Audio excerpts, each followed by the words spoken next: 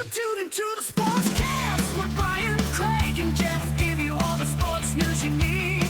We give you outspoken thoughts about all the headlines. We talk baseball, football, hockey, and more. No matter the topic, we cover it. Get ready for the show and keep it outspoken. Keep it outspoken. We keep it outspoken only on the Sportscast.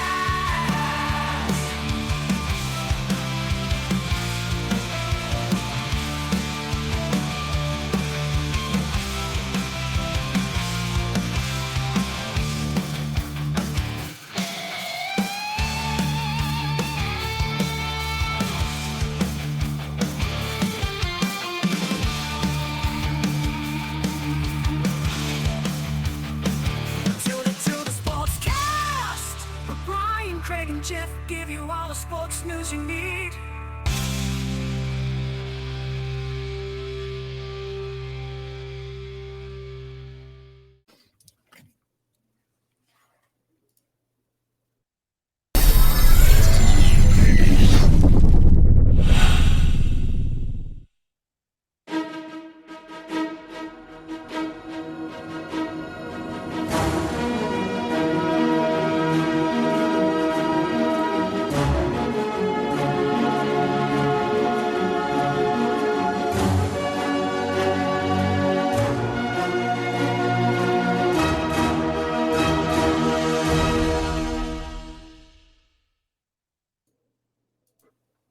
Hey guys, welcome into the Outspoken Sportscast here. We got me and Jeff on here finally back again. It's been about 3 weeks, just about maybe a month since me and Jeff have jumped on together to do a podcast show.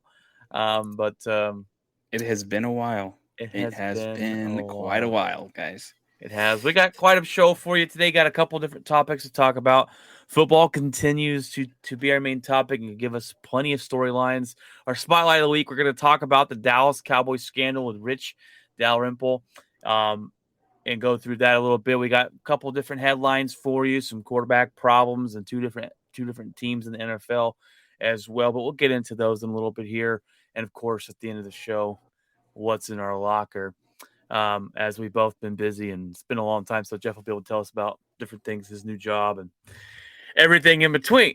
Let's go ahead and jump into it. Jeff, the Dallas Cowboys have been in the news in a negative light here as of late in two different topics. We're going to discuss this one today. The Dallas Cowboys Vice President of Public Relations, Rich Dalrymple, who's recently retired. He's not that anymore for them, but he's accused of taking pictures of cheerleaders. And he's accused of taking pictures up Jerry Jones' daughter's skirt. Pretty bold and disgusting accusations against him. Rich Dalrymple was the PR for the Dallas Cowboys for the last 32 years. Okay, and just retired last week. The same time as story surfaced. Now, Rich came out and he retired like February 7th or something. The story came out like the day after. He says this didn't have anything to do with his retirement. Now, I don't believe that one bit. I think you'd kind of be foolish and a little naive to believe that this had nothing to do with that. So let's go into the first accusation, Jeff. So the first accusation is that Rich is accused of going into the cheerleaders' locker room and taking pictures of 3 cheerleaders. Now, he says he went in there to use a bathroom, but left as soon as he knew the cheerleaders were in there. The cheerleaders say he stayed in there for minutes, his phone out and taking pictures of them.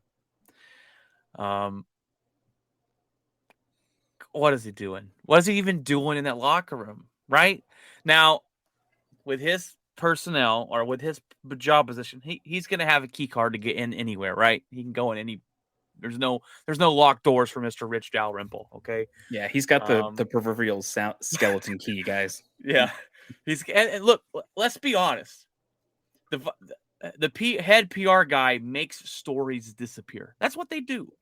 They have them for businesses, not even including sporting teams. They have them for businesses. They got someone handle the PR, the image of the team.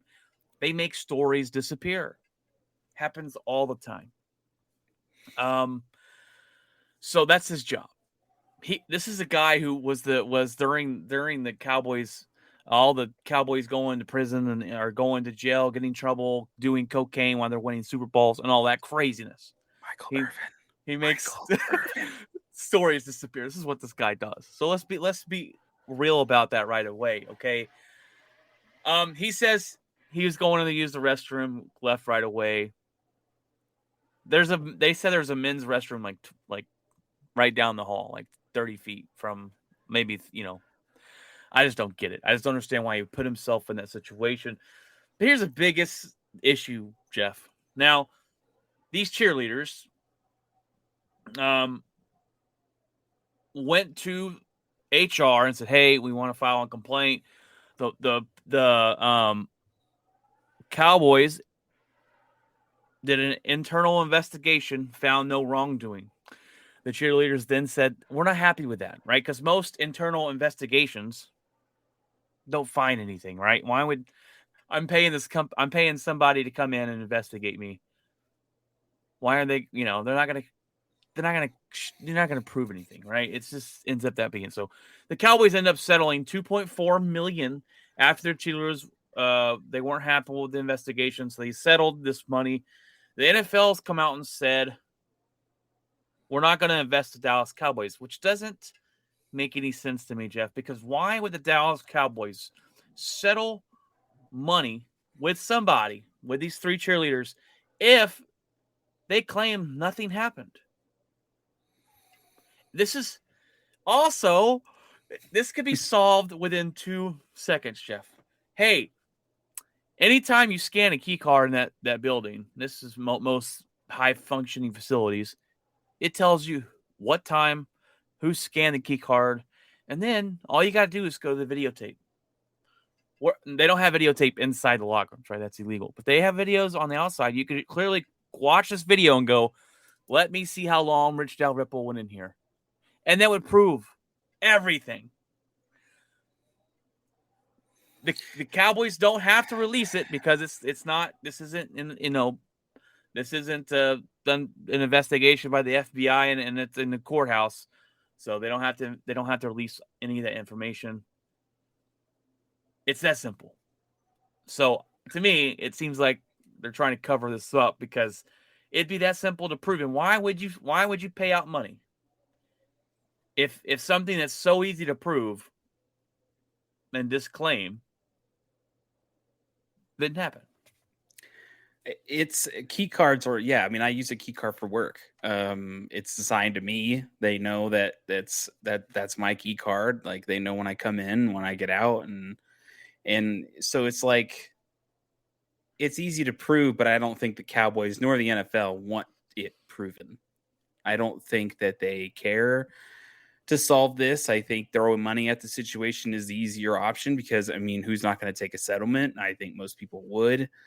You have the occasional person who's definitely going to say, oh, no, I want something to be done about this before money is even a thing. And I think one example I always would come to, it would be the Olympics scandal that was going on with, I can't remember his name, the doctor. And so when he was, doing all that, those girls didn't care about money. They didn't want to settle. Like, they wanted him brought to justice. They wanted him in prison. They could care less if the Olympic Committee decided to settle and give them money. They didn't care about that. It was about the principle of the matter. It was about it was just, it was about making it right, not necessarily banking off something that happened to you. So not to say that that's happening in this situation, that they wanted money, but I honestly, even if they did try to fight this is one of the biggest and one of the richest organizations in all of sports. They will throw every little thing at them, and have the best lawyers and drag things out, because the NFL could sit there and just drag it out all day long. These girls can't afford lawyer fees like that. And so it's just, it might make more sense for them to settle, as much as it sounds nuts to settle and you want justice done. I honestly don't think the NFL would have done anything, first of all, and they would have just dragged the legal battle out so much that it would have just drained all these people of money. See, and I get that. Like, just because you settled doesn't, and I'm not here trying to accuse the Dallas Cowboys, right? Just because you settle doesn't mean you've done anything wrong. But you would think for these cheerleaders to go after a guy that's been into the Dallas Cowboys system for 30 some odd years. Okay. Part of the family, basically, they talk about. You would be, if we watched the video and Dalrymple walked in and walked right back out seconds later, that proves nothing happened. If Dalrymple walks in and stayed there for 5, 10, whatever minutes, then you're like, oh crap, well maybe he did do something, right? So I don't know. It just seems fishy with a simple video. Find out. They're not going to ever release it. Obviously, the NFL is not going to, look at it or investigate. And they settled. And the Dallas Cowboys are hoping this story, which it will, it'll just go away. This guy is no longer a part of the Dallas Cowboys organization. They settled with him. So it's really kind of like, what else can we do, right? The other thing you got to take into account, right? Just like with the Denver Broncos, right? There was a lot of hoopla that happened with the coach, and he said that the Broncos organization was in there in this slap. I think you even reported on this a couple episodes Flores ago. in the NFL. Brian Flores. Ryan, is it Ryan or Brian? Brian. Or Ryan, like you are Brian. Name, okay. Spelled. Brian Flores. So the Broncos covered their tracks. There was an actual person in those meetings that was kind of like a court reporter in a lot of ways. That's all they did, was literally record the times that people came in, the conversations that were had. I mean, it was to a T, every single thing. And matter of fact, I think John Elway was there maybe 4 or 5 minutes even before the meeting started. So his accusation was that John Elway was late. He was drunk, and I think even in the reports it showed that he wasn't. So the Broncos proved that was not necessarily the case in that situation. Not to say that Brian Flores doesn't have problems in other organizations, but in terms of the Broncos, I'm pretty sure they proved their case right, that they actually weren't doing anything malicious and negative in that situation whatsoever. Then with the weird part about this is that if he's innocent, if this guy's innocent, the Cowboys will do everything in their power to prove it wrong based on evidence. It is a franchise that is storied in the NFL. It's one of the most recognizable brands in sports outside of like the Yankees or the Lakers or, like even the Dodgers, right? Those are storied franchises that everyone knows about. They know that, they know their organization, and it's kind of a universal thing. So their actual recognition in popularity or in media is detrimental to that success. And the Cowboys, of all things, if this was wrong, they would have given video evidence. They would have given firsthand account. They would have had all the polygraph tests. It would have been like, look, there's nothing here. He was here. We show him here. He entered in that room. He walked right out to literally 30 seconds later and left the building. He didn't stick around there for 10 minutes, 20 minutes, and then leave. But the fact that we don't have that looks bad. Right. And that's what I'm saying. It's an easy clear up. If this guy, who they've talked about in interviews about being part of the family, could be cleared up with just a simple. They want it cleared up. You're going to tell me the Cowboys want another stain on that jersey of like all the stuff with Michael Irvin, all the stuff in the 80s and the 90s of all the cocaine and the craziness and the parties and whatever the heck was going on. You think they're going to want more drama associated with that organization? That's the last thing they want.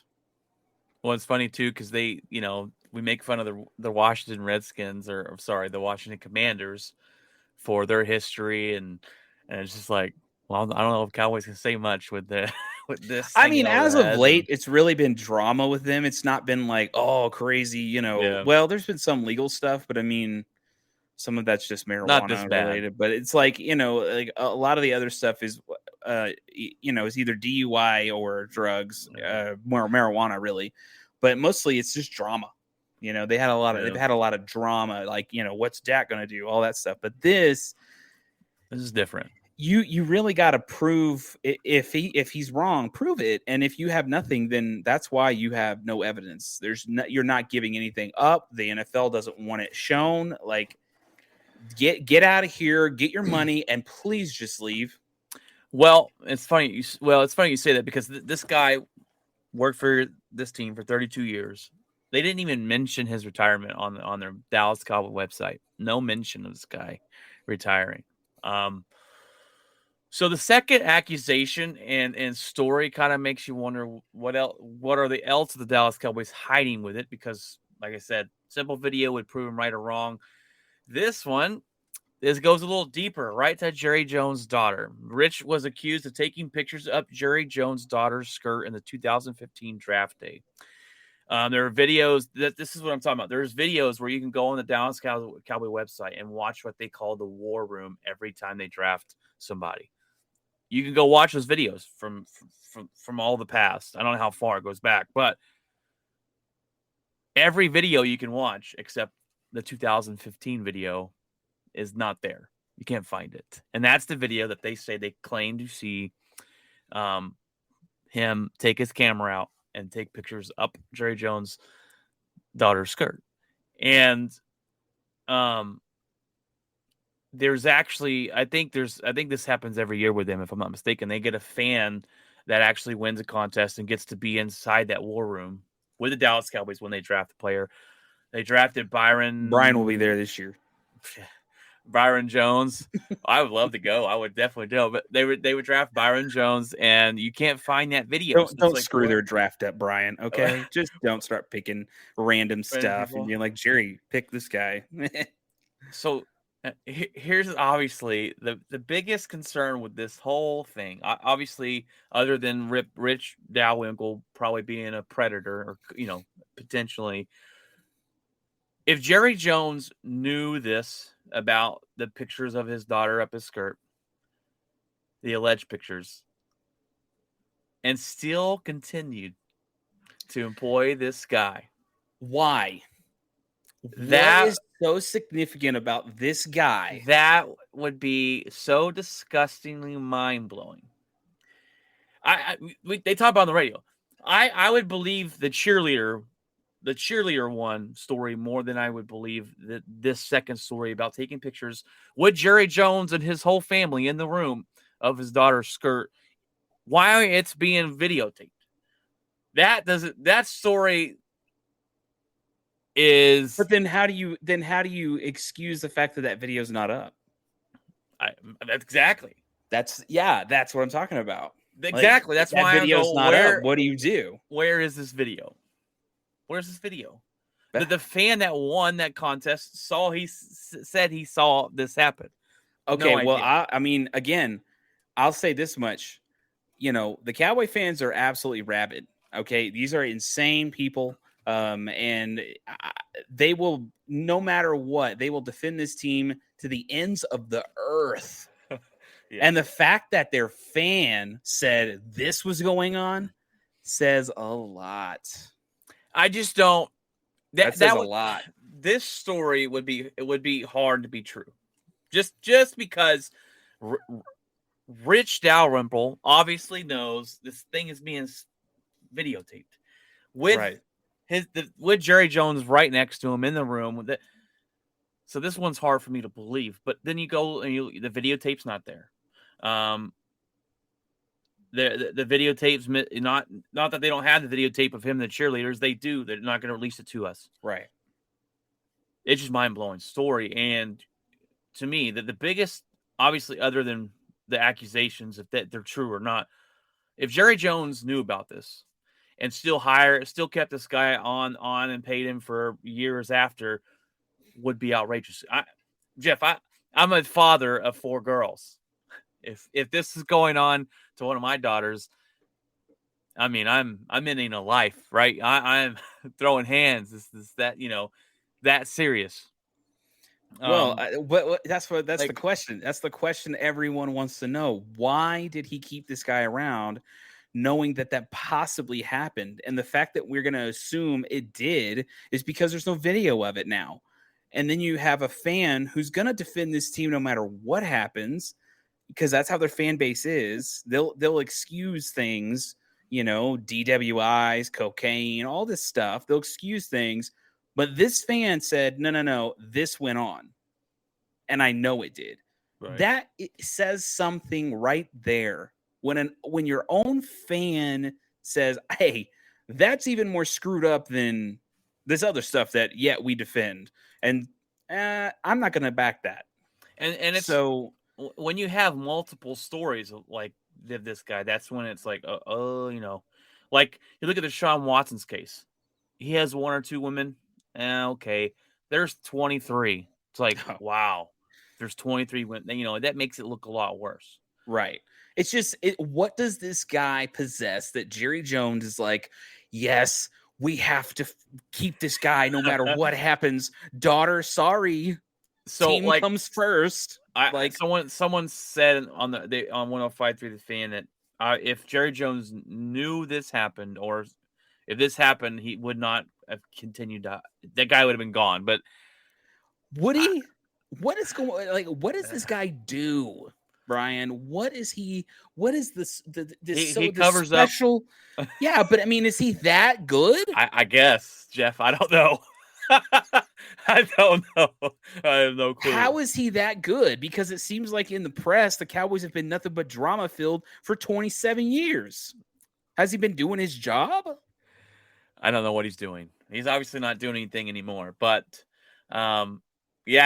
just the Cowboys in the light right now, not for a good look.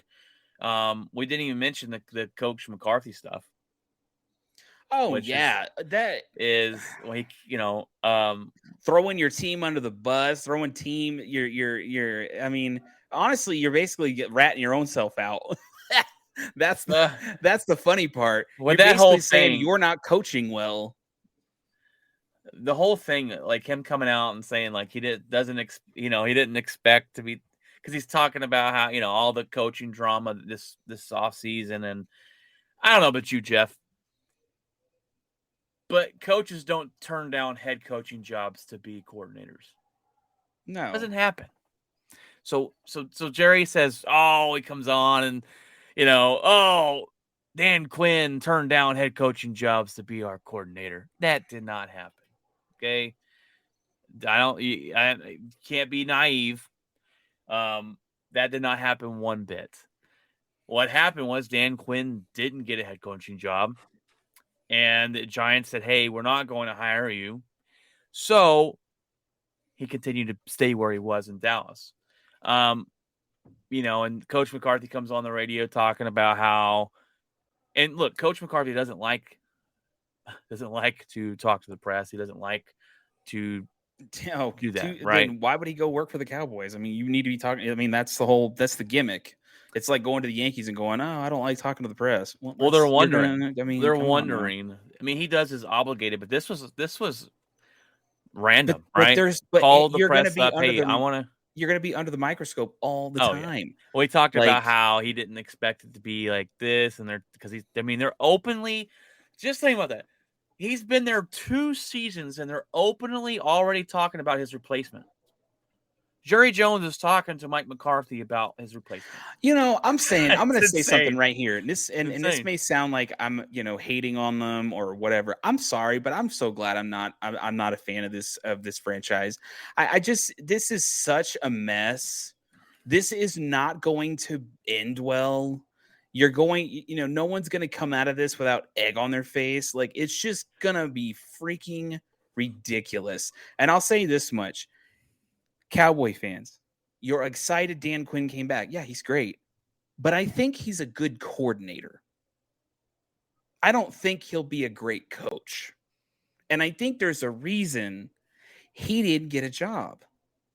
There, even people here, like I was listening to sports talk radio stuff here, and they were saying we like Dan Quinn because he's a great coach, because he's a great coordinator, but I don't as a coach, we kind of have questions.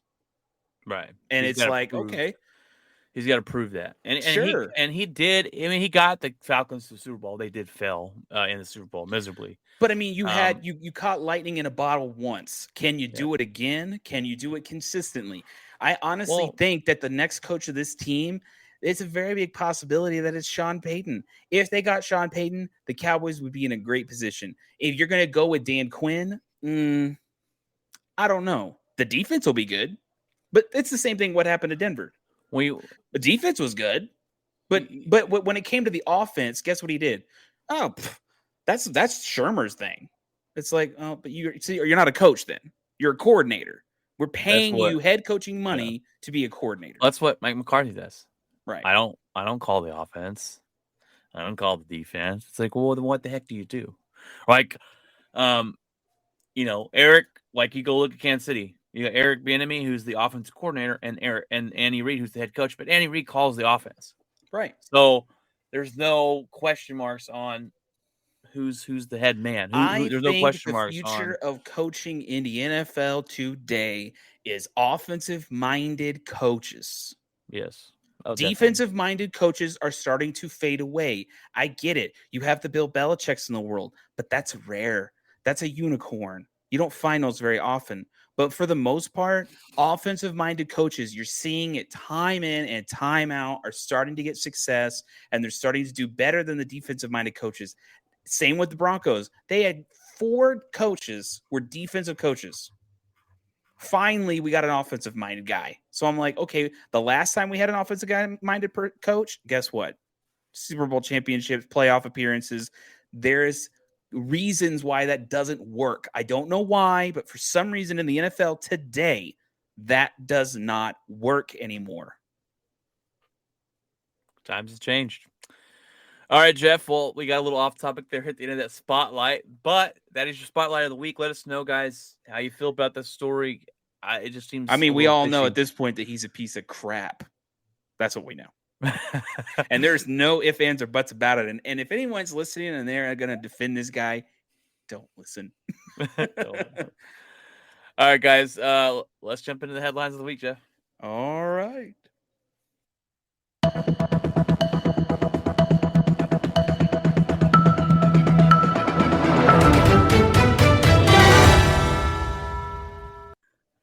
All right, Jeff. Well, in the headlines, we've got some interesting drama to talk about, QB-wise, in 2 different places. This is coming out of 2 different places.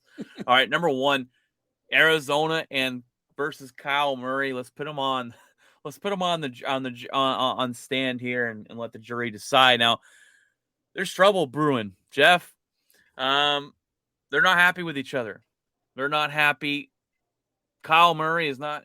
Kyler, I think you call him Kyle. Kyler Murray is not happy with the front office, and the front office is not happy with Kyle Murray. If the reports are true, Kyle said he's being the scapegoat for why they lost against the Rams in the early playoff exit and why the season didn't end up better than it did. Front office says Kyle is immature.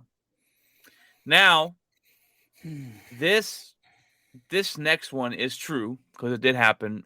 And it's a bad look for Kyle Murray. Kyler Murray reportedly refused to go back on the field in the playoff game for the last 2 snaps of the game. He said he's done. Well, there's no point. There's no chance of them winning this game. They were down by a lot, and he's played like crap. I mean, own up to it, man. You only threw for 114 yards that game. That was pathetic performance. He refused. They say, hey, Kyle, go back in and oh no, I'm done. I refuse. Colt McCoy, the backup, had to go in and take the final 2 snaps of the playoff season for the Arizona Cardinals. Oh, got to be in a playoff game. Yeah. This is bad. This is bad for them because obviously Kyler Murray, I keep calling him Kyle. Kyler Murray is their star quarterback. Now, I'm going to throw this out there, Jeff, and I've thought this for a while, and my buddy that jumped on with Ryan Sims, Kyler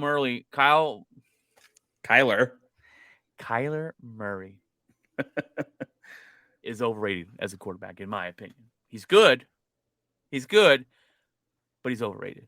And this team has to decide a way to make him happy. I don't, they're talking about trades and this. I don't think they're going to go that far to trade this guy. I just don't see that happening. I think they settle down. There's also reports that Kyler Murray went into the front office and demanded things. And one of the demands was they trade for CeeDee Lamb from the Dallas Cowboys, which that ain't going to happen either. Why? Because they played together in Oklahoma. Well, I get it, but it's like that's why. That doesn't make any sense. What are you giving up one of the best wide receivers in the league as in DeAndre Hopkins? Like, what are you trading for the guy? But it doesn't make any sense because ultimately the Cowboys are, they got a defense, but I mean, they're mostly, their offense is, I don't know. That doesn't make sense. That's dumb. Well, they would trade for him because they think they have a connection. But what are you trading for? It does. Kyle Murray. You don't have any chips to trade. That's the thing. You don't have high draft picks. There's nothing to trade. They have DeAndre Hopkins, but they have DeAndre Hopkins, but him up. Wasn't he injured? Like, it's just. Well, he's injured last year. He's not injury prone. Well, you're going to tell me that his draft capital went up because he got hurt? Went down. Like, nobody knows what he's like. Going to be like after that injury. So that's a gamble. I guarantee you, if they traded DeAndre Hopkins for CeeDee Lamb, you take that trade in Dallas. It's a gamble. Take that trade. It's a gamble. Well, it also depends on what you're doing in Dallas, what you're doing with Amari Cooper. But we're not talking about Dallas Cowboys here, Jeff. Right. We're talking about Arizona Cardinals. Right.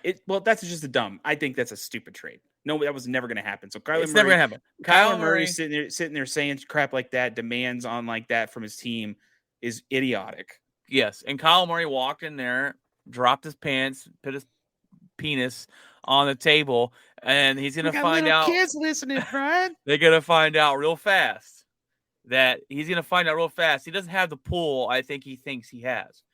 I don't think, though, that this is going to end in a divorce and a split up and a trade and all that stuff. It's just not. I think it's going to happen.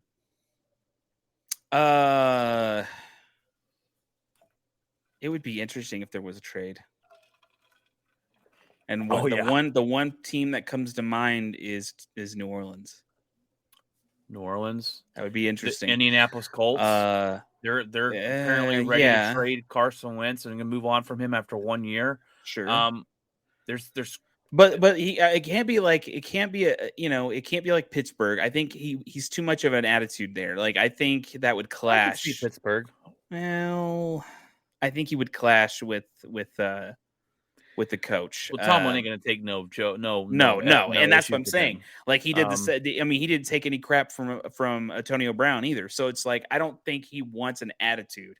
I think he wants a guy to go out there. He facilitates stuff. The guy goes and does his job, and that's it. And not no talk back, no drama, no nothing. And I think there's I get you. Yeah. My biggest issue with this whole story itself is Kyle Murray played poorly. Kyler Murray played horrible in the postseason. This team was the number one team in the NFL in the NFC at least for half the season. Well, but I mean, even if you're a talented team, I think that if there's rifts in the armor behind the scenes, it can cause people to not care, not want to play, not just not motivated. Hear me out. Where I'm going with this team faltered down the end. Kyle Murray, as a leader, right, as the quarterback, has to own up to that. He has to own up to his poor play. Man up. You're going to have haters at all parts of your life, whether you're doing good or bad. You're going to get some of the blame for that poor, horrible play against the Rams. You just got to put your head down and go to work and get better next year. But to me, he seems like a little crybaby right now, saying, "Oh, I'm being blamed for the loss." As a leader, you take that blame, even if true. I don't care. Like, as a quarterback, especially as a quarterback. As a quarterback, to me, when you're a quarterback, you're the leader. You're one of the leaders of the team. They automatically, in position, demand you be a leader, right? Aaron Rodgers, Tom Brady, the greats, the elite quarterbacks, the great leaders. Dak Prescott, well, he's not an elite quarterback, but Dak Prescott has great leadership abilities. They take the loss on them every game. Even if Tom Brady went out there and threw 5 touchdowns, 500 yards, and they lost the game, do you think he's over here crying but blaming something else? Or blaming, oh, I'm not the scapegoat. Look how good I played. No, I could have done better today. Own up to it, Kyle Murray. Own up to it. That's all I'm saying. It doesn't look good. I think that it's possible that it can get fixed, but I mean, it depends on the fact that the organization came out and said some stuff. The front office, stuff, on that's purpose. not good. That doesn't look good. So I it's possible that maybe it gets fixed. But man, this doesn't look good. It doesn't look good. When you have a guy that hasn't won much, okay, and they're demanding things, that's just not a good look. Yeah, I don't know what's going to happen here. There's and as soon as that started going around, of course you got the rumblings here. It's like, oh, what's Denver going to do? Is Denver going to get him? I'm like, once I heard some of the stories, I'm like, yeah, I don't think Denver's going to get him. They don't want any drama and a player that's prima donna and. No, the Broncos don't want any part of that. They'd rather stick with Drew Lock than deal with any of that crap. Jeff, so. You're getting Aaron Rodgers. Don't you fret there, buddy. Well, he's drama filled too. So what am I going to do? He is definitely drama filled. But hey, at least his play on the field is better than. That's true. He doesn't give up. All right, Jeff. Well, number 2, trouble out in Kansas City, the team you hate the most. This has got to put a big smile on your face. There's a tornado. Reports coming out of Kansas City that Mahomes isn't getting along with Eric Bienemy. Okay, Bienemy is the offensive coordinator. We just talked about that a while ago. He doesn't call the offense. But so could we say that Eric is now the enemy? Of Mahomes? Eric Bienemy is the enemy. Is he being the scapegoat here? Is he being the person they're blaming? Right? He's not calling the offensive plays. Now there is reports. The play in the playoffs before half, the last play that Kansas City threw the ball to the flat to Tyreek Hill, he didn't get in the end zone, didn't get out of bounds. Patrick Mahomes signaled for timeout. They didn't have any timeouts left, so he looked a little foolish there. Eric Bienemy is reportedly the one that told Mahomes, "You have a timeout left." That cost him a touchdown. I got a lot to say about this. That could cost him a game. Eric Bienemy apparently is the one who told him that, and told him other things throughout the season that's kind of didn't match well with Mahomes. Maybe if Mahomes doesn't think he has a timeout there, maybe he goes for the end zone instead of risking Tyreek Hill getting in from the 5 or whatnot. So I don't know. To me, this sounds like Eric Bienemy is being the scapegoat here because Andy Reid calls the offense. Mahomes is an elite quarterback, and he's got to take a lot of the blame.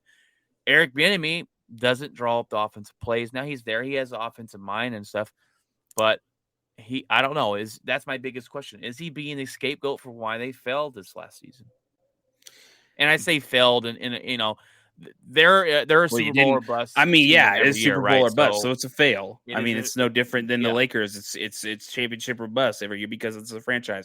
Same thing with the Yankees. It's the same thing. Like and that's just because that's what the history has said in the franchise. So it's like, yeah, sure. And in particular, recently, he's one of the top quarterbacks in the NFL. And yeah, it's Super Bowl or bust. Here's the problem, though. And this is what I said all season long. He has not been good. I'm sorry. Something is wrong. Something is amiss in that system. I don't know what it is, but Patrick Mahomes has not been Patrick Mahomes this year. He hasn't done it this year. This team has relied on that defense all season. He has thrown interceptions. He has been inaccurate. He has overthrown players, underthrown players, getting sacked. Like, there's something going on in this organization. I don't know what's going on, but there's a lot of excuses now. There's a lot of finger pointing because why not? He's on his way out. Well, we don't know. Eric Bienemy was getting interviewed by tons of teams, so he may be on his way out. So We why don't know not that. throw him under the bus? Why not? Who cares? We don't know that. But again, even if that's not true, and that was being said, you're going to tell me that relationship's going to be good after that? Does he want to come back? The one interesting aspect, other than all of it, is last year you heard Eric Bienemy's name everywhere getting interviewed. Did you hear that this year? You didn't. You didn't hear his name out. You didn't hear his name getting interviewed. I don't know why. Maybe behind the scenes someone knows something. The biggest thing with Mahomes this season, Jeff, and you're right, there's something missing this season. Teams are caught up to how to kind of control Tyreek Hill and what's the tight end's name? Kelsey. Travis Kelce. That Mahomes isn't patient enough to drive down the field and dink and dunk and take those long drives. That's not who he is, right? He takes the big plays, throws downfield all game long. That's what he'll work on this offseason, but that's what I've seen. That's what analysts have talked about, is his inability to take those drives and make the short throws consistently. Not like he can't, but he doesn't. He's impatient with it. Is what I'm saying. But I honestly think Eric Bienemy, being the scapegoat, thrown under the bus by Andy Reid and Patrick Mahomes here, and that's what I think is interesting about this. His name was all over the coaching carousel last season, and he not this season. Not this season. I'm like, I will say his name was thrown around a lot here. And people got excited because they were like, "Oh yeah, you're gonna, we might have that defensive mind, of a mentality." His name was thrown around here. Thrown around's different than actually being interviewed for a job, right? So last year, I don't think it was serious. I don't think the Broncos were serious, but his name was one of the many names that were supposedly on the list to talk to. Out of the 9-10 people that they interviewed, I think he was on that list. But I think during the playoffs, somewhere they decided to just not interview him. I guess they was scratched off the list. I have no clue. But his name was supposedly on that list of 10 coaches that they wanted to interview, including Dan Quinn and Hackett and so on and so forth. But when are we going to finally say, you know what? It's up to Mahomes. Mahomes is the leader of this team. You're supposed to know how many timeouts you have. Yes. Why are you relying on your coach? Look up at the scoreboard. It's as tall as a freaking skyscraper. That's like getting to delay a game and then him blaming the coach. You didn't tell me the clock was up around. You didn't tell me the clock was down to 2 seconds, 1 second. It's like, are you serious? That's why it's like that story kind of is like, wait a minute, you don't know how many timeouts. You're an elite quarterback. Exactly. In the NFL. Exactly.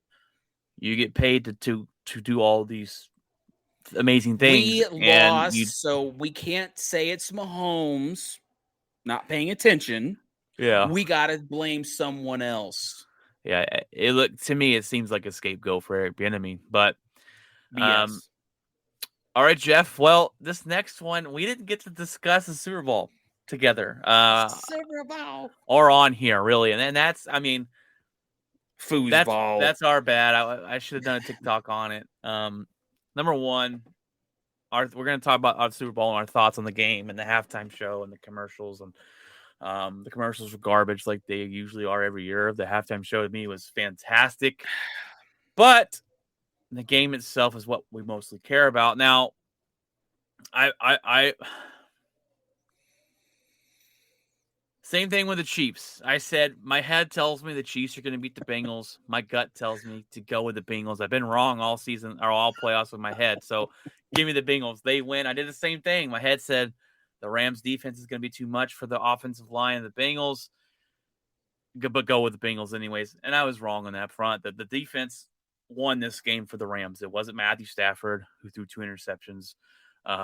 It wasn't. It was this defense and the poor play of the offensive line for the Bengals. Refs throw in there as well. The Bengals had this. They should have won this game, Jeff. They had this game, and they hold Cooper Kupp the whole game until the fourth quarter. And it's all of a sudden they change up their defense, and then Cooper Kupp goes off, and they end up scoring, and they win the game. Congratulations to the Rams. There are a lot of players on that team that deserve a ring. Aaron Donald, OBJ, Sean McVay coming in the youngest head coach to win a ring. Matthew Stafford living up to his expectations and getting the job done from Detroit. Kudos to him. I don't have anything against Matthew Stafford. I just don't think I think he got bailed out for his defense in a lot of games this year. But Sorry, are you talking? I'm like, they got bailed out by the defense in a lot of games this season. But coming into a new system, like I think Matthew Stafford did pretty well. I think that it's a new system, new coaching. That's a lot of pressure. To all of a sudden you would go from no one's really paying attention to you because you're on the Lions and no one's expecting anything to you're expected to go to the Super Bowl. It was Super Bowl or bust, and everyone knew that when it came to the Rams because of how who they had talent wise on the team, how they get the talent, right, and the amount of pieces they had. It was Super Bowl or bust. That's a lot of pressure for a quarterback who's been really running under the radar for many years. So I think that for his first real experience in those kind of pressure games, he did the best he can do. I think that he will be better next year. I think he'll learn a lot more and become more enmeshed with other teams, and they probably will bring in a few more people or whatever, and maybe even bring back some people. But that's a big talk. But again, I don't think that it's not like Matthew Stafford was horrible it's not like, it's funny because we praised him with the Lions, right? We're like, hey, he's great. The Lions are trash. But now it's like, well, he's all right. I wouldn't say great. He was good. He was good for what he had in Detroit. Right. He comes here. He's on a loaded team. Let's not be mistaken. Loaded defense. Why not? Loaded offense. He won. Now, what's interesting with him, first of all, he was an interception. If the 49ers caught an easy interception, then they don't win that game, usually, most likely. But right. And that's the way. That's what happens to Super Bowl teams a lot of times. You have to have a lot of luck in your lap. That is also true. I understand that. That is also true. I'm not trying to take anything away from him. He had a lot of drives when it counted. Right. That's the thing that's weird about him. He'll throw 2 interceptions, but when the game is on the line, he'll take that final drive and he'll look like a perfect quarterback. It looked good. The last drive looked great. Damn, the Bengals stopped playing defense like they have all night for some reason. Once Joe Burrow injured his knee, I said, "Man, he has no chance. There's no chance." Stafford was also supposedly, I don't know if he was dealing with an ankle thing. His ankle did roll. Oh, the ankle got rolled up on bad. And so there was a lot of questionable. Like, is this guy hurt? Like, we know Burrow was hurt. And obviously, Odell Beckham was out, and he was out. That one's pretty bad. Tore his ACL again, and same one. And then, obviously Stafford rolled his, and you saw that lineman just roll on his ankle. And I'm like, so it was there was a lot of questionable, like, is this dude even healthy to be out here right now? Is he going to even do well? Eric Weddle played the whole 3 quarters with a torn bicep, ripped bicep. Talk about a guy who didn't play for 2 years. They signed him before the playoffs, and he played 20 games against the Cardinals, and then he played the rest of the snaps of the Super Bowl. Played the last 3 quarters of the Super Bowl with a torn pec. Actually, they showed his picture. That's all bruised. Talk about heart. Talk about character. Fight. Like, I'll say this: taking me off this field. You'll have to take me off this field in the ambulance if I'm coming off. I like this Super Bowl a lot. I think that it was a fun game, and both teams deserved it. Both teams had players that were fighting to get there and get the job done. And you could tell 2 organizations who haven't been there in a long time. I don't even know if the Bengals have ever been there. And like, I think they've been there, but I don't think they've won. They've never won. They've been there. So, I mean, it's like, it was a great Super Bowl. You want to know why? Because no one cared who won. That's why people watched it, because it was fun. Yeah. It was a fun thing. It wasn't like, oh, it's Tom Brady and the Steelers, or not Tom Brady and the Steelers. It's the Tampa Bay versus Well, you had it right. Tom Brady versus anybody, right? Yeah, and we all want to root against Tom Brady. But it's just like you have all these little pieces that have always been there. It's boring. I don't care, right? Yeah. And now this was the first time in a long, long, long time that I can remember where I'm like, heck yeah. Like, other than the time the Broncos were there, whatever, other than the time, like, obviously Green Bay was there. We hadn't seen them win in a while. It was a long time. And they finally did. And so it was just kind of like, it was great. But I mean, but before that though, but it was like through all those other years, it was Seattle, Tom Brady. This is the first NFC Championship Series, AFC Championship, like the divisional, or not the divisional, the AFC and NFC Championship that didn't have Tom Brady, Aaron Rodgers, or Big Ben in it in like 12 years. That's what I'm talking about. Like, it was just, I'm just saying, I look at it and I'm like, it was fun to watch. Like, I could care less what teams. I wanted Von Miller to get a ring, obviously, because he's one of my favorite players of all time, and a lot of people here wanted that. So it was just like, it was just a fun game to watch. It was getting down to the wire, and I love defenses, and it was a very defense heavy game. Very low scoring game. I knew it was going to be a low scoring game. Did you see the last play and how wide open? If Burrow had time, they won that game right there. Did you see that play? There was he missed a guy. Well, he missed the guy because within half a second, he was wrapped up by the offsides Aaron Donald that they didn't call. But Jalen Ramsey was on the ground, and Jamar Chase is running wide open down the sideline. Oh, there's another video of the offsides Aaron Donald thing. God. And actually, that he went back behind the line before the snap. There's 2 videos of that. But here's my problem. We're getting into the refs here, Jeff, because that's our heated debate. Here's my problem with the refs. It was. What are you talking about? It was, here's my problem. Get out of here. How many flags? How many flags are thrown? I don't 4 care. Flags. It doesn't matter.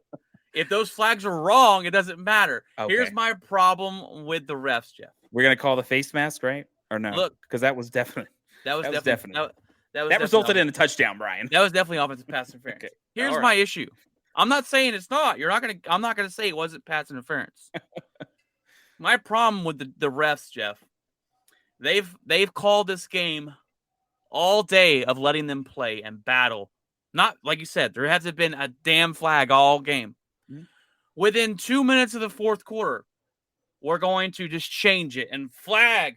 You've been calling, let them play. You've been letting them play the whole daggum game, and you get a BS first down because of a apparent holding, which was not holding on the lineman. It was a damn good play on the best wide receiver in the league, and you call up holding, who gives them a whole first down, and it leads them actually winning the game. That's my problem with the refs, Jeff. If you're going to call a game, actually, it wasn't that play that you call it all. It gave them the game. Okay. No. That was first and goal. That was first and goal from 5. You're not stopping that team within 5 yards. You still had to stop them. It's BS. You're not going to stop them. And then the second time they did, so it was interesting. The second time that was pass interference. I'm like, okay, this game's after that first penalty, I was like, well, that's the game. It's going to be over. So here's the deal, and this is how Brian. And again, BS. I understand. I understand, but you didn't say those kinds of things when the Packers played the Cowboys, and there were a couple of BS calls on that one as well. But let's and that was many years ago. What are you talking about? I mean, which game are you talking about? What are you talking about? What are you talking about, Brian? I don't know. Don't explain it to me. Oh, really? Des Bryant. Wasn't it the Packers, Brian? Yeah, when he dropped the ball. No, he didn't drop the ball. Yeah. He got the touchdown, Brian. No, he didn't get the touchdown. It called him out of bounds, and he wasn't out of bounds. Anyway, that's besides. I don't know what you're talking about. I thought you were talking about the catch. I'm pretty sure it was. We'll have to look it up. Look it up, bro. Anyway, you cannot call a game for 3.5 quarters one way, and then the 2-minute warning, you start throwing flags and ticky-tacky BS calls. I am going to say this. This is how that was a blatant miss, by the way. So this is how I judge. It was. This is how I judge stuff, okay? If it's my team, right? And let's say that they didn't call Von Miller offsides on the Broncos and Von Miller's still playing, whatever. He's gotten offside calls a million times in his career because he's trying to go faster than the speed of lightning. So let's just say that they didn't call him, right? He get in there and he got the sack. Now the guy didn't fumble the ball, or let's say he did fumble the ball and the Broncos got it back. The Broncos get the ball. If they don't score a touchdown, they score a field goal, right? The next time there's a questionable call and it's against the Denver Broncos, let's say, oh, it was holding, and you're like, really? That was kind of an iffy hold. I don't know. You kind of look at it back and go, well, Von Miller did go offsides, and that resulted in 3 points, or that resulted in a touchdown. Whatever. Giveth and taketh. It's fine. It balanced it out. It's an even now. Whatever. It is what it is. So when they blatantly didn't call the face mask, which resulted in a touchdown, which is huge because this game was already low scoring, it changed things a little bit where I go, if they want to make that right, they're going to miss a call to even this out. And again, right when I saw that play, I go, hold on, Jeff. There's the even. The makeup calls do happen, but you don't make up a call. You don't make that was the first play of the third quarter. You're not going to make up a call 2 minutes in the fourth quarter. They still had to stop them.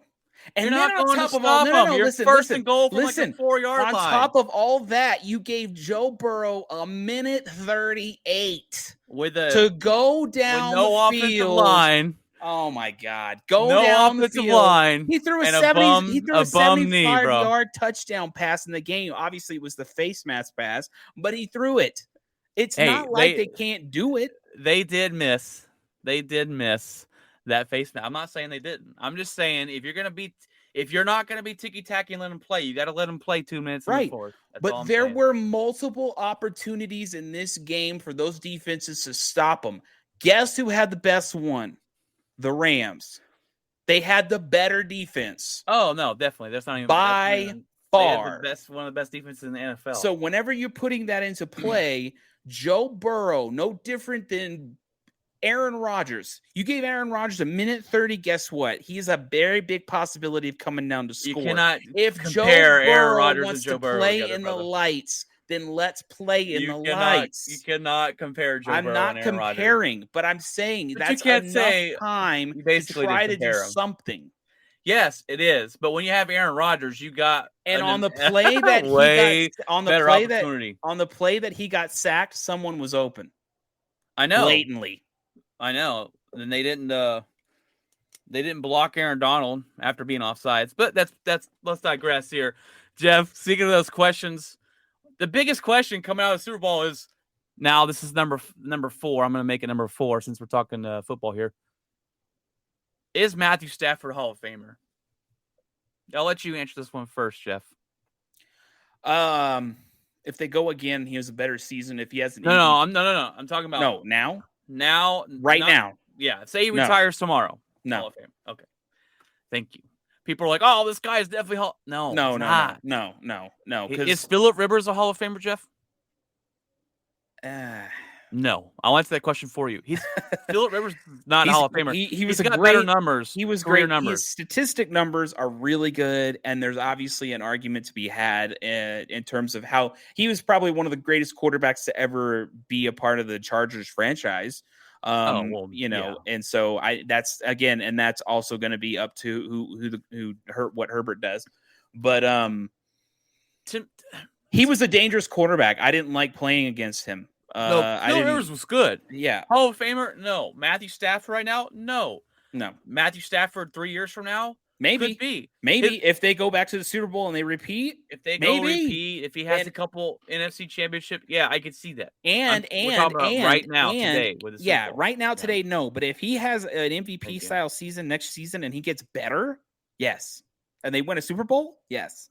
Well, and I agree with Richard Sherman. The Hall of Fame is becoming, and it's supposed to be hard to get in the Hall of Fame. We're supposed to have really high standards. And one of my high standards, Jeff, was Matthew Stafford his whole career ever considered one of the best quarterback of his time. And I don't think he has.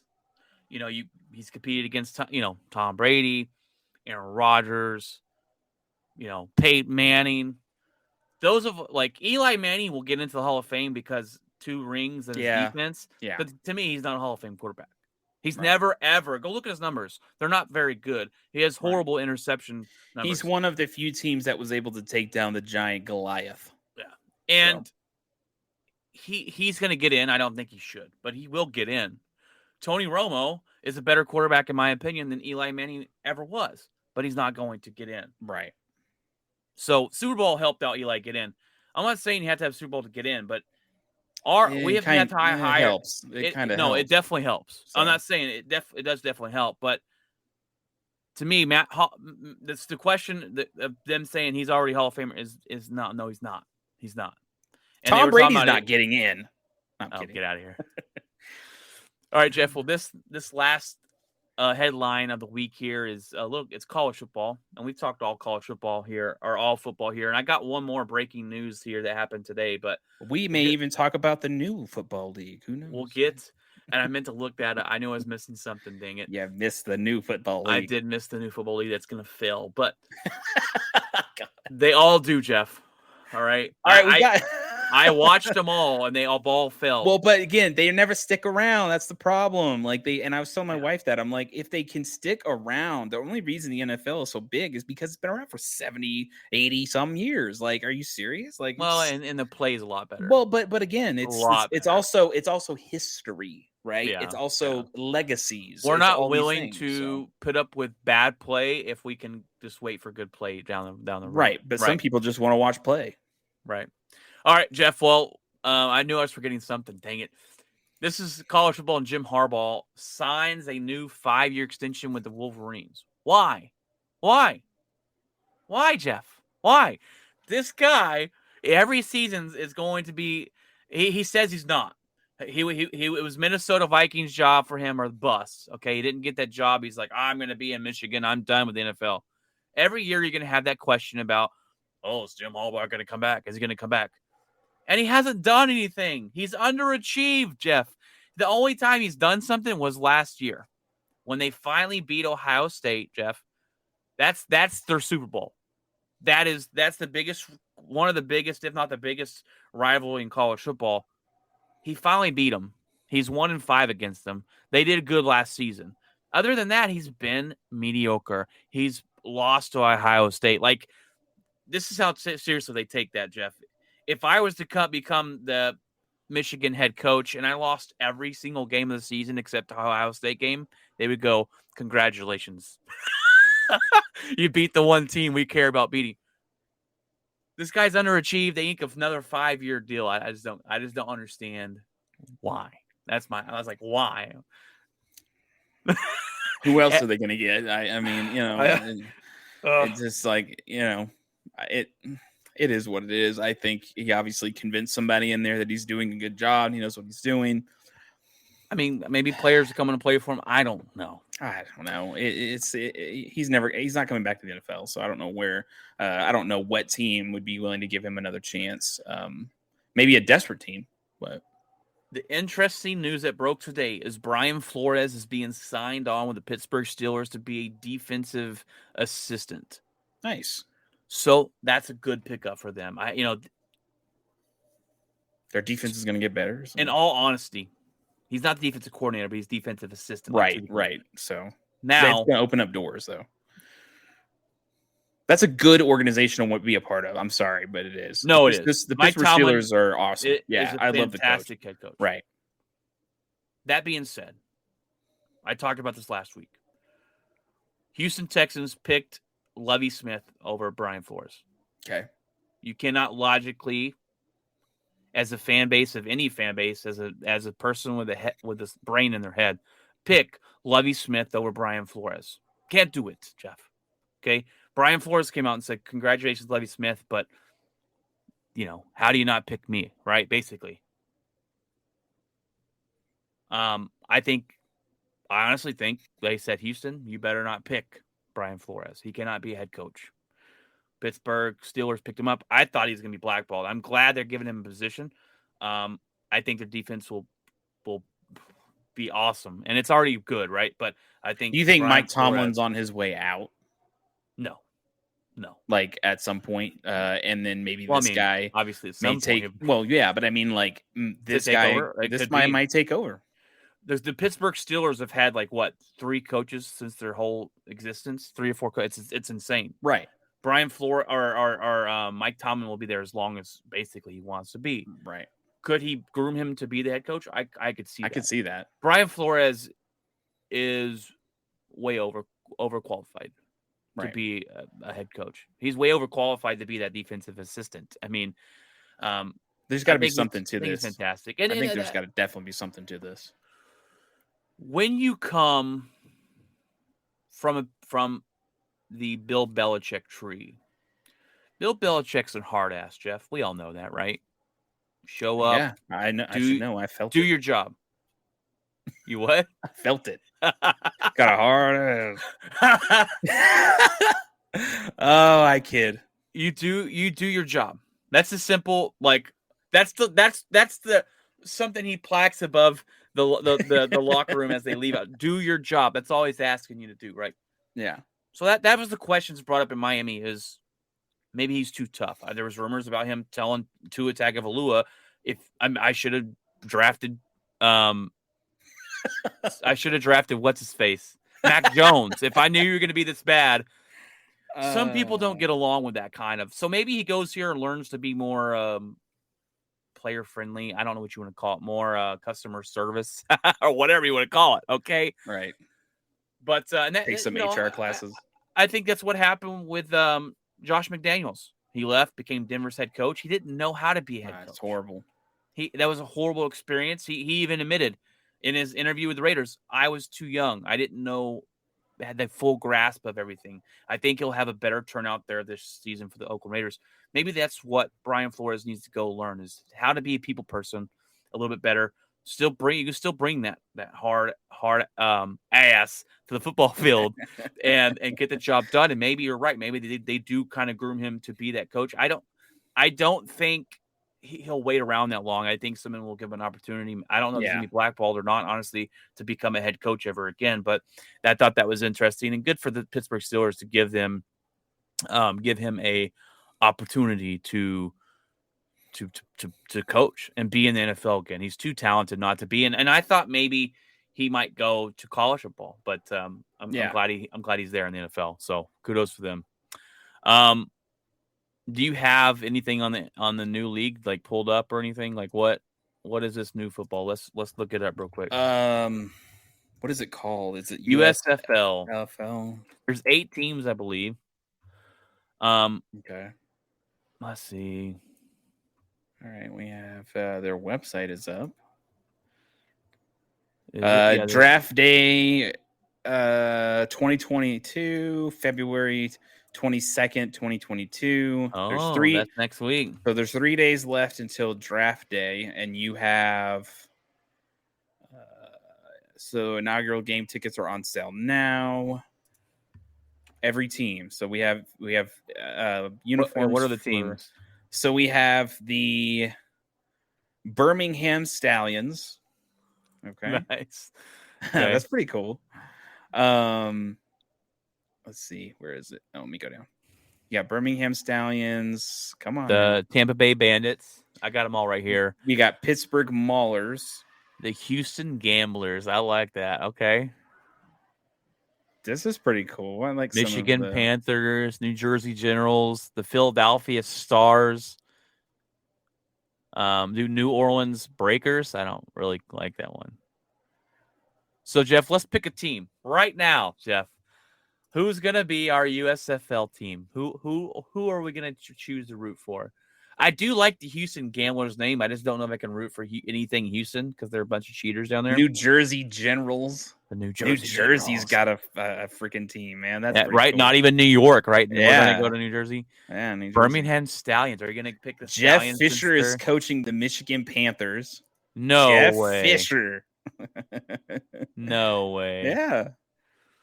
Interesting. Who are they gonna draft? New Orleans Breakers.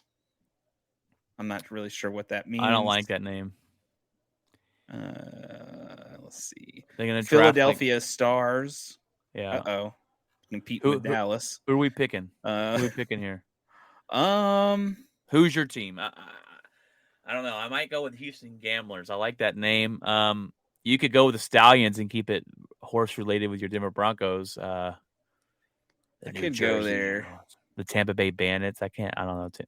Tom Brady's left Tampa Bay like bad taste in my mouth. Who's Mike Riley? He's the coach of the New Jersey Generals.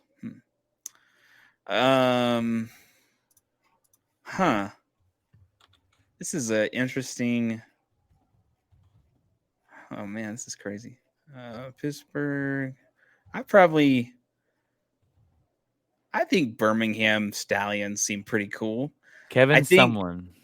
I think Skip Holtz is the coach. I think they seem like they're going to be defensive, like just no nonsense kind of team. And it seems like they're going to have a lot of like fast. They seem like they're going to be a fast team, fast paced team. So now when does the league start, Jeff? It's called the USFL. The inaugural game, they said on their. Let's go back. Get off there. Their inaugural game is. Where is it? Announces inaugural playoff championship game in Canton, Ohio.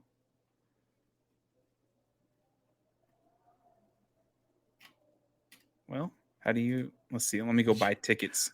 Okay, so let's do this. Accept it. So this game is Saturday, April 16th at 6:30 p.m. and it's in Birmingham, and it's the Stallions versus the Generals, and it's the inaugural USFL game. So this is the first game on April 16th, April 16th, Saturday. So tickets right now are $10 each. There you go. Heck yeah, man! You can. I'm trying to look at the uniforms. $20. You can go in. I kind of like the Stars uniform. They're red and like yellow. Philadelphia. Cool. That's pretty cool. Panthers have a pretty cool logo too. Michigan Panthers. Yeah. So yeah, playoffs begin June 25th. Let's see if we can actually look up the schedule. There we go. USFL schedules. No thanks. Get off here. I don't want that. Yeah, so it's interesting. I think we will. I think this is going to be a very interesting thing. Look, let's be. It's on Fox. Fox Sports is the broadcast, the official partner. It plans to split the game's broadcast rights equally between Fox, FS1, NBC, and USA. And on December 15th, Fox and NBC had finalized their deals, with the latter joined an official broadcasting partner. Both partners plan to broadcast 20 over-the-air games, 12 on Fox, 8 on NBC, 19 cable-only games, so 10 FS1 and 9 on USA. So, and some are going to be online on Peacock. So I guess that's also. Let me tell you about how successful these other football leagues have been, Jeff. So XFL lasted a full season. Okay, that was it. The AFL, Jeff, I kid you not. The AFL came out and I texted my buddies, "Hey, are y'all watching the new AFL?" And they go, "What are you talking about? When does it start? What do you?" And I said, "It starts tonight." Like no one knew it. They lasted 8 games and went bankrupt. I don't know. I have no high hopes. My only thing is it's going to take person that will lose money initially on the investment. And I think as they understand they will lose money initially. As we continue in year 2, in year 3, in year 4, finally, I think at that point, people will start getting accustomed to it, and they'll be like, "Oh, heck yeah, we got." It's because these are so short and they're so quick to pull the trigger and pull the plug on the whole thing that no one takes it seriously. But it's going to take more than enough seasons to get it to be taken seriously, and 1 year isn't going to do it. Maybe 2 years isn't going to do it. But I think if they're consistent, enough people will be like, okay, this is cool because we get a little bit of football and, we get a little bit of something before the season starts. And then by the time it's ending, we got off season around the corner, and why not? Right. Why not? Well, and I have no expectations. What I like to see about these new leagues is I like to see what kind of new rules they come up with. Right. How are they going to do playoff football, or how are they going to do overtime football? What's going to come of this where we could possibly see an NFL see some changes made? I don't know. Are they going to light the football on fire? Will they allow them to throw the football that's now lit on fire? We don't know these questions. Are they going to allow them to deflate the football? Are they going to allow late hits? NFL blitz style. Everyone would be pretty much that. It would last 1 year, and everyone would be injured by the end of the season. You're right. Someone's gonna have to lose a lot of money to hopefully gain traction, and I think, look, this will not be good. It will not be good. But go watch it. Maybe get a laugh. I don't know. Maybe you'll like it. A lot of people don't. So I think if people want to just have a sense of, yes, there's some football on during the off season. Yeah. If you give it a chance, I guess, and just kind of see where it goes, but they have to stick around. Like they can't just do this 8-game pull the plug, 1 year pull the plug, because it's just not going to be taken seriously. Nobody wants to invest in something if you're not in it for the long term. And so that's the problem. Be in it for the long term, and the fans will then start coming to it. It won't happen in year 1. But if in year 5 or 6, we could be like, oh man, I'm ready for USFL and after the season and stuff, because we get more football. Like that's the thing.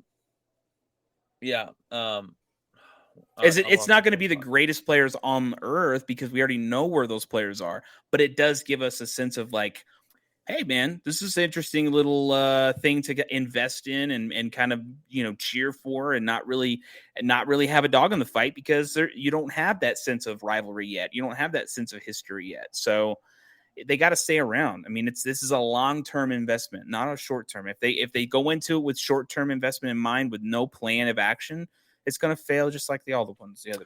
I'm going with the Houston Gamblers. That's my USFL team, guys. Let's go, Gamblers. I don't like the Houston name in front of it, but I'll take the Gamblers.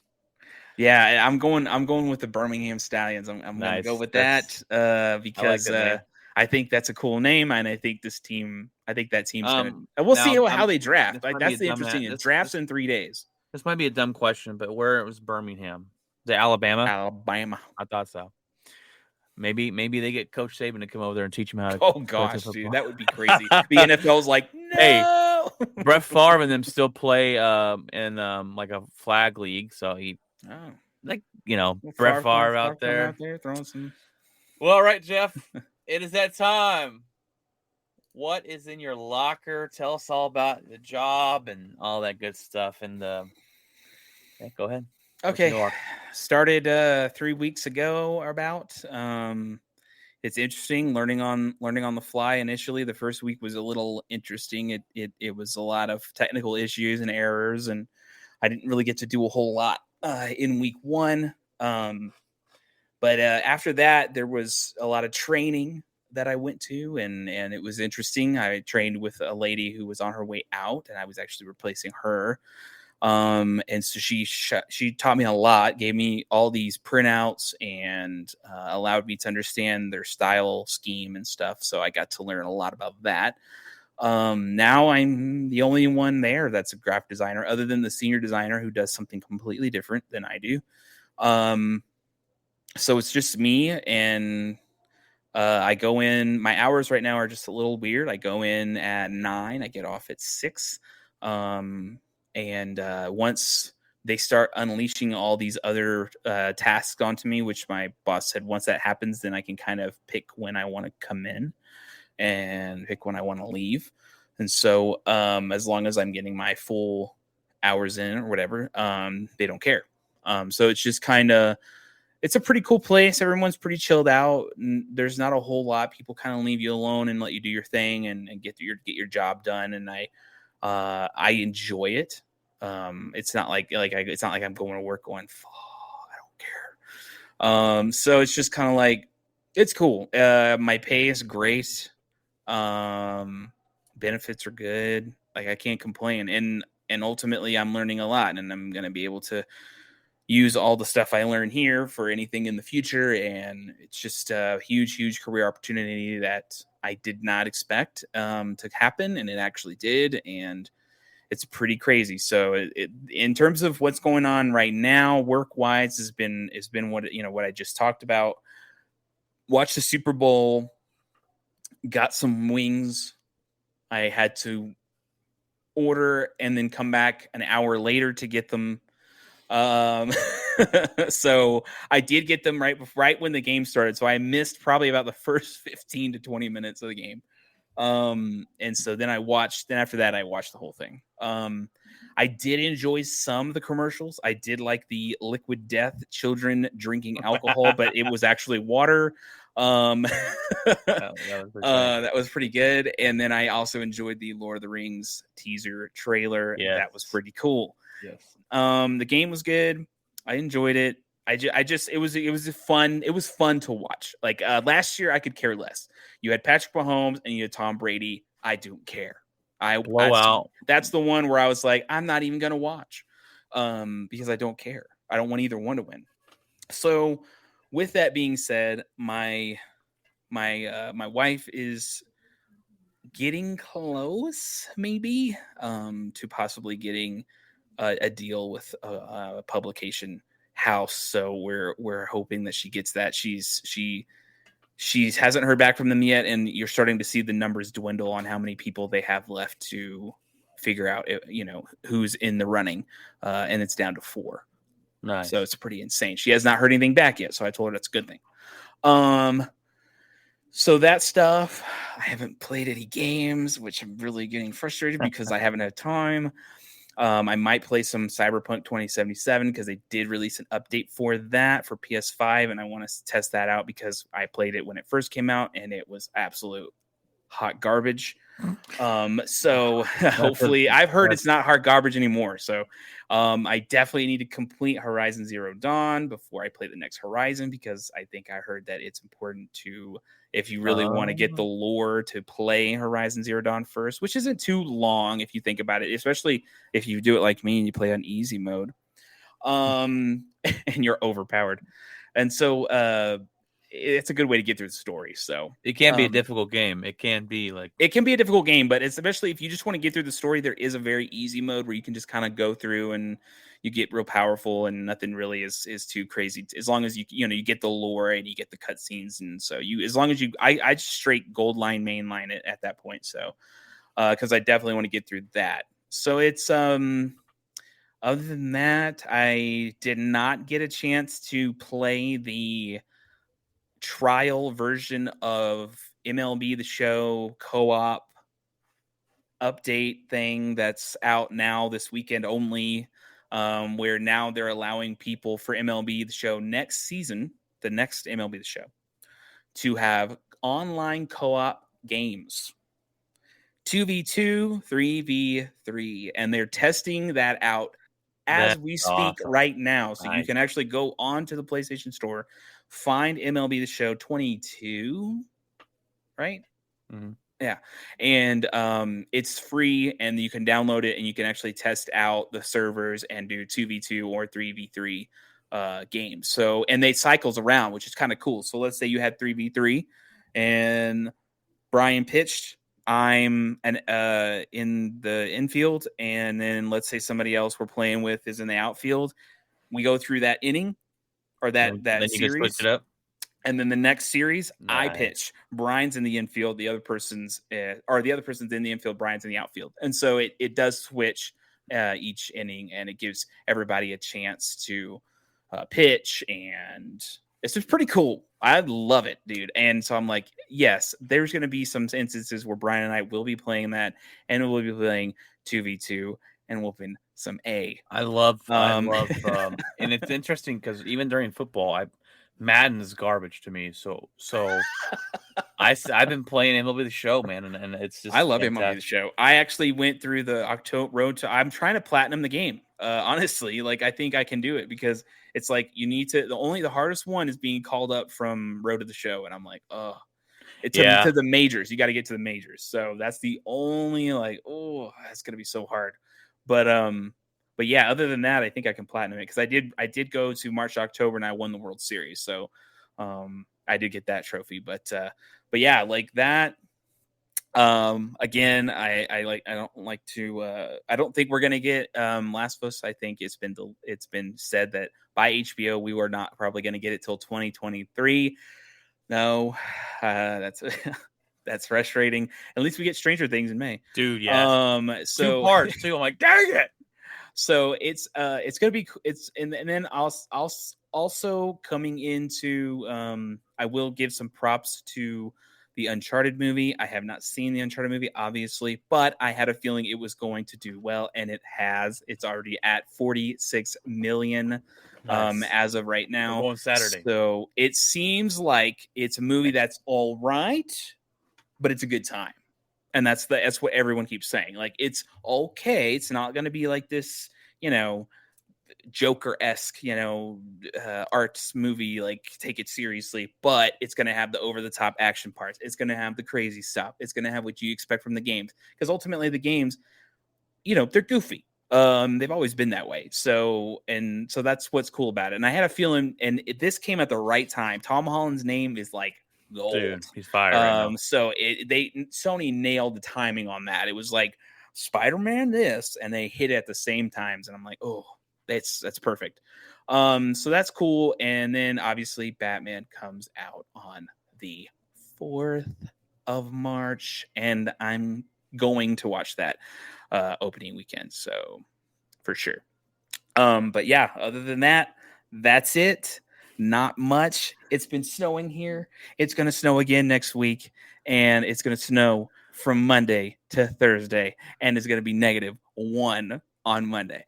So we're getting tons of snow in the mountains, tons of snow in the foothills, and winter is going to linger on a little bit longer until next month when Unfortunately. spring comes around and we finally get our temperatures back into the 60s like it usually would be. Unfortunately. Back to you, Brian, and your locker.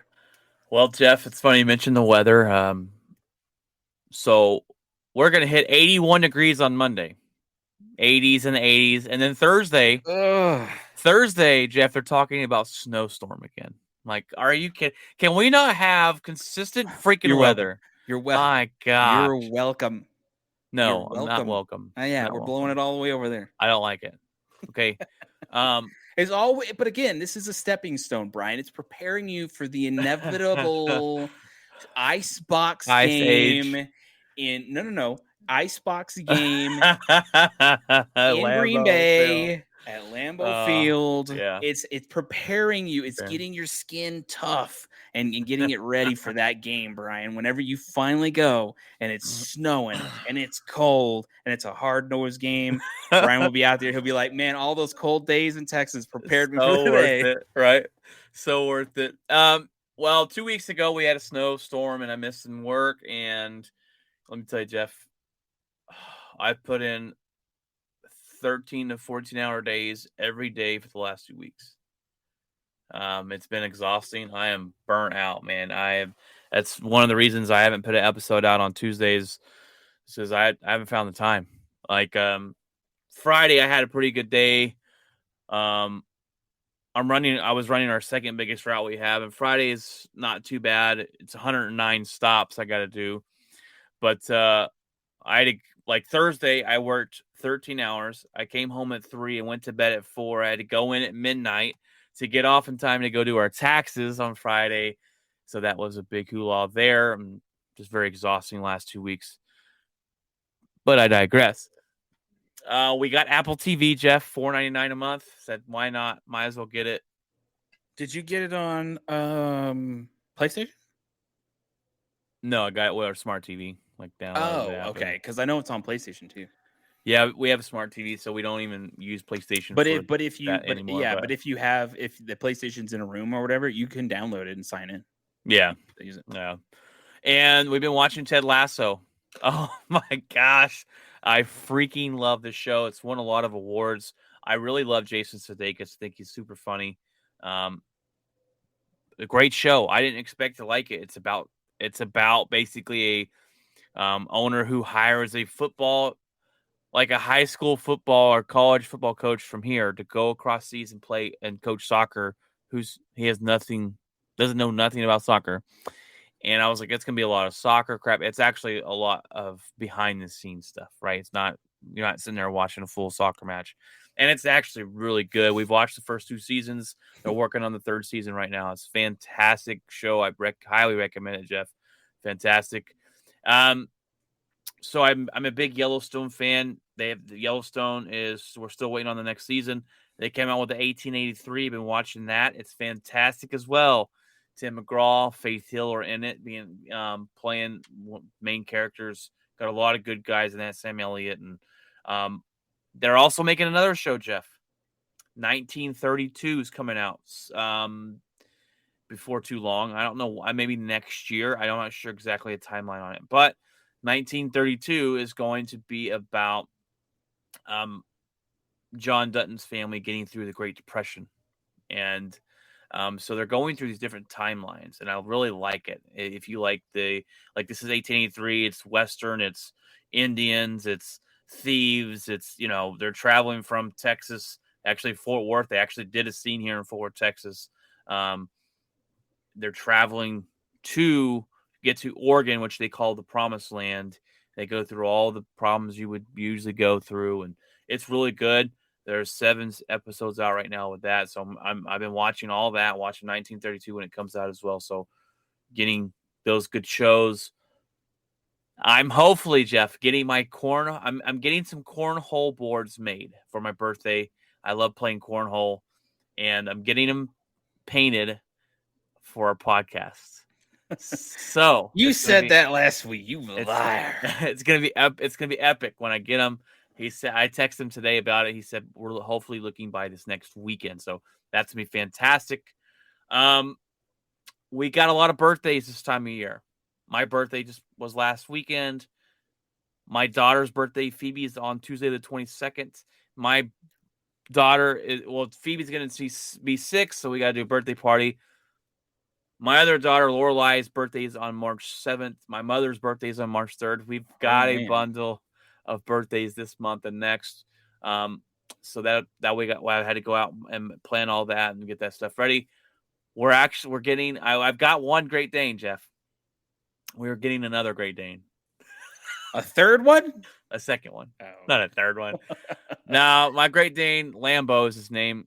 It's fitting for me in Lambeau Field, Green Bay Packers, Lambeau. So we're getting Lambeau a buddy because he needs somebody to play with. Not that we don't give him a lot of attention, but you're just tired of playing with him, Brian. So he's my boy, man. He's my boy. So we're getting another Great Dane. It'll be Tuesday. It's actually, we're supposed to pick him up on the 20th, but she said actually the 22nd, which is on Phoebe's birthday. So it'll be cool to kind of go get him on her birthday and be excited. They know we're getting him. Since it's Phoebe's birthday, does Phoebe get to name the dog? No, I name the dogs. That's how this happens. No, it's her birthday. No, I think she gets to name them. No, we already named him. Name a Cupcake. Actually, well, that was the thing. The wife gets to name the girls, and I get to name the dogs. And all my dogs are boys because I have too much estrogen as it is in the house. And yeah, I said we don't have to name this one after Green Bay, so we came up with the name Sully from Monsters Inc., the big blue. So it's Disney related. It's or Pixar. I forget who makes it, but it is Pixar related, and Sully's a good name. It's also from Uncharted. So let's not and forget yes, that. Uncharted.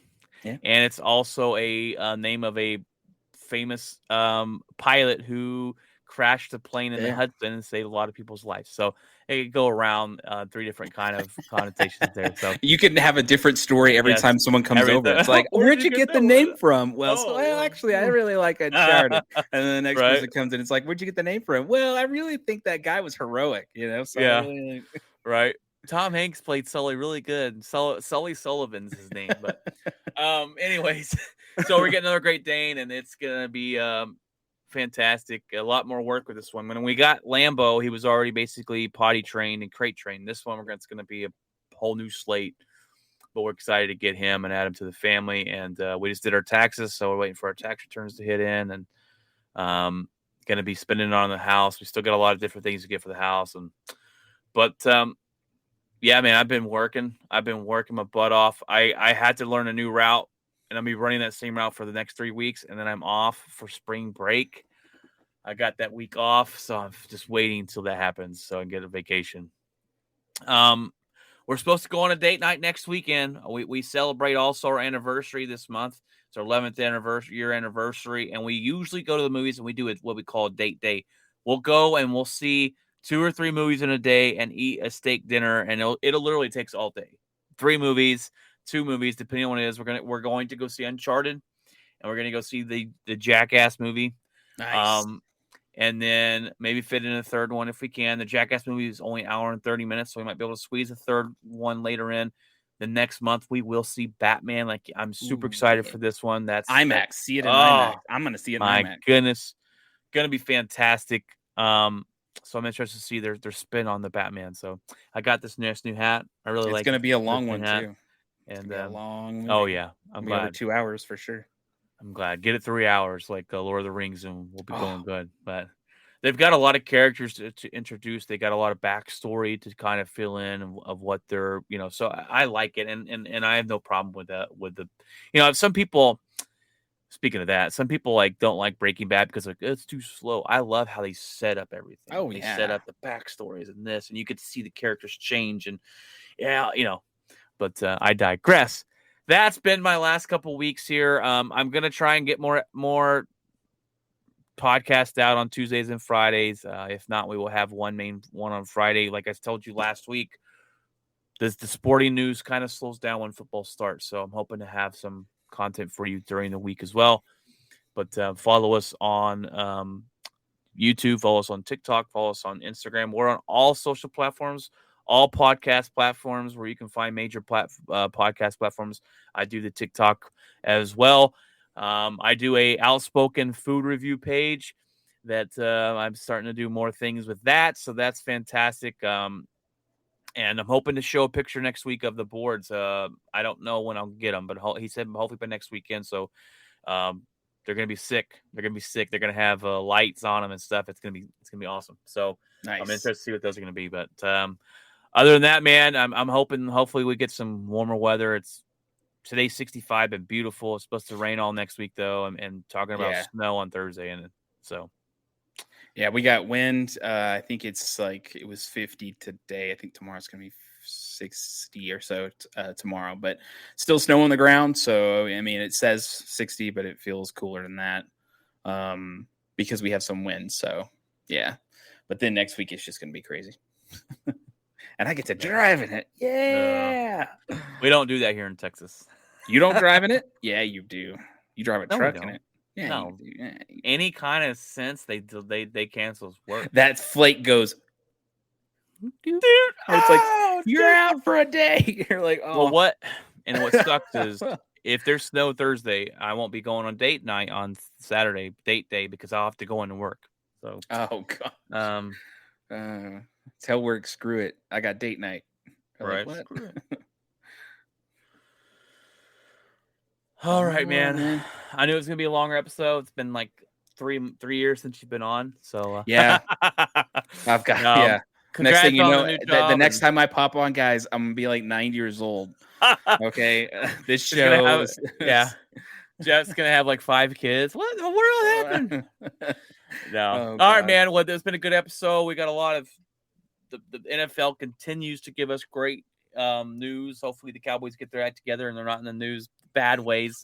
We got a lot of we thought the quarterback carousel was interesting last year. Well, this year you got Kyle Murray unhappy in Arizona. What is Aaron Rodgers going to do?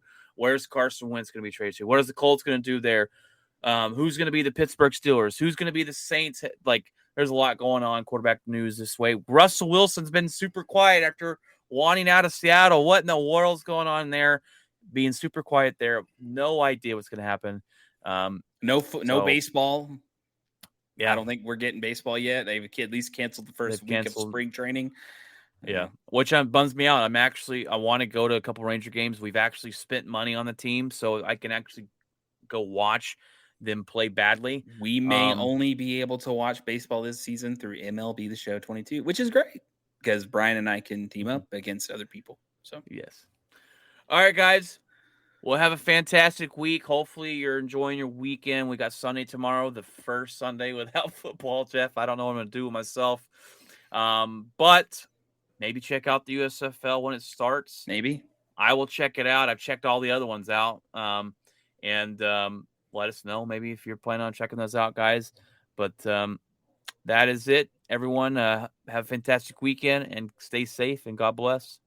Goodbye, everybody.